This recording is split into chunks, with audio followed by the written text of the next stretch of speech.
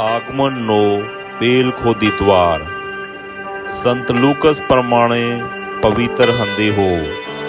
અધ્યાય Win 1 વસન, Win 5 હિલીન, Win 8 તક અને તરીન 4 હિલીન, તરીન 100 તક। સાંજ સૂર્યા અને તારામાં હેલાણી થાહે, દરિયાના તરેડાવા અને તેની લેરિયાહી ધરતી માથે ગભરેલા દેહામાં કઠઈ આવહે।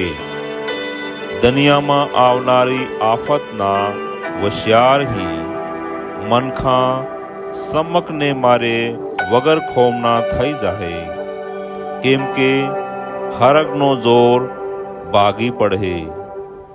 તેરા તી મનખના બેટાને ઘણા જોર અને અપાર મોટાઈ હાથે વાદળામાં આવતા વાળહે।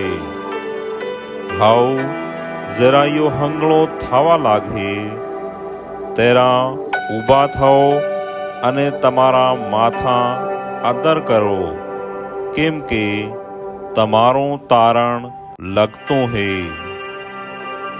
સેતીન રેજો, રળઈ ધોમ અને પીદળપણા અને જીવઈની ફિકર થકી તમારું ઈયું ભારે ભપ ને થઈ જાય ને તે તી દાડો અપસુખ તમારે માથે પાહવાણે આવી પડહે, કેમ કે યો ધરતી માથે રહેવાવાળા એક એક મનખ માથે આવી પડહે।